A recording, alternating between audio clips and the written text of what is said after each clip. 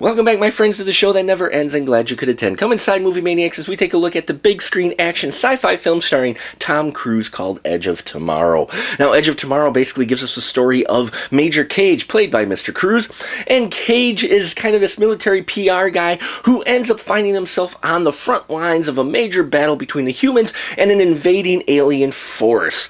Well, during this battle, he ends up getting the power to relive the same days over and over again. And he uses this ability with the help of training from a very talented soldier, Rita, played by Emily Blunt, to help refine his skills and become the person that they need him to be to help try to find a way to destroy this alien invasion force and save basically the world. I loved Edge of Tomorrow, folks. This is a lot of fun, and I won't necessarily say it's smart sci-fi, but it's a well-structured sci-fi film that helps teach the audience in its first act, helps set up everything in the first act, so by the second act and the third act, people feel they have a great understanding of what's going on and can explain in their heads why Tom Cruise's character does the things he does or why the events are playing out the way they do without having to show you everything, okay? In the beginning, let's just say you get more repetition in the scenes than you do later on. And in them doing that, it's giving you the concept, it's teaching the audience what the world is like and what the premise is and what exactly is happening to Mr. Cruise's character, Major Cage. So by the last half of the film, they don't need to repeat that part of it like some films may have done in the past. No, they're putting it on the audience to realize, oh, okay, he can do this because of this. You know, and I loved that bit. Also, I just loved how the story played out. Really kind of taking a video game mentality to it. You know, my buddy and I, we used to play Mega Man 2, and that's a controller thrower game to be sure. And there was one section where we continuously had to redo the event because we kept dying at certain points. Kind of similar concept here. He gets things right to a certain point, and then he doesn't, and then this is in the trailer, and then he has to die so he can start it all over again.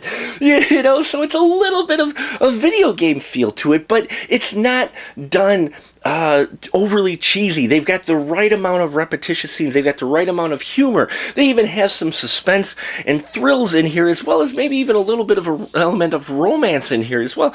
I loved the mixture of feelings that you get in this film. It really is a great summer film, and I enjoyed it a lot more than I thought it would. I'm like, okay, great, Groundhog Day with, you know, military and a mixture of sci-fi, and okay, yeah, right. And then I go in and I'm like, this film actually is really good. Now, it does get a little bit more predictable at the end, but you can explain that away with the fact that he's reliving the moments. So, you know, eventually there is going to get it right. Though I will say it was in that third act a little bit predictable of how things were going to play out. Though there is a bit of a twist ending in the very final moments, which I did not think they would actually do. One of the main themes running through this film as well is the idea of sacrifice. You know, soldiers sacrificing themselves, putting themselves on the line to help defend this country, or in this case, the world, but also other themes of sacrifice that play throughout this film, which I really enjoyed.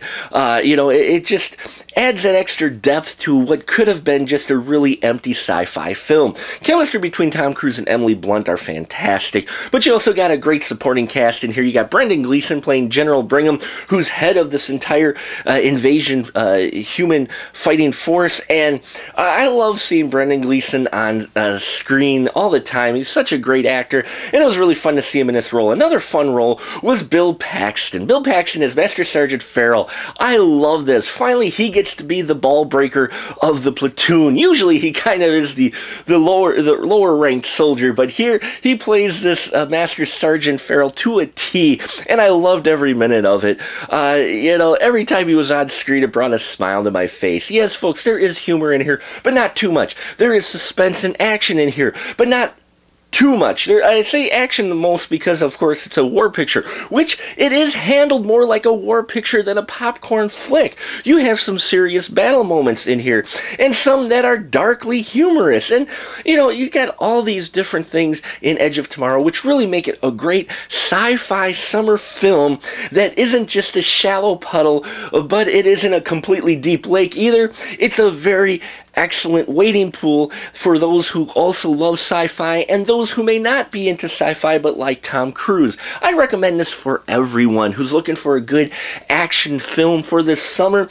Edge of Tomorrow is definitely that. And it's not based off of a comic book. No, it's based off of a novel, which is even better. Sci-fi that hasn't been based off of a comic, we haven't gotten that for a while. And here we get it, and we get it an excellent, fun film that's definitely worth the price of the popcorn, the soda, and the price of admission. I had to give it 4.5 stubs, knocked off the half just because of the little bit more predictability near the end. And again, I said they do set it up, but still, for me, just a little bit at the end, though I didn't see the very end twist coming. The chunk in the third act that got predictable did get to me just a little bit, but not anything to take me away from enjoying this film and making me can't wait for it to come out on Blu-ray, because it's a visual spectacle that must be seen in the 3D. 3 distraction is not there. It is done in 3D and done well. So see it, folks. Worth the price of admission. See it on matinee. See it on a full price, but see it on the big screen. It's a lot of fun, great performances, and just a good time at the movies. And that'll about do it for us here at The Final Cut. Till next time, folks, keep that ticket stub.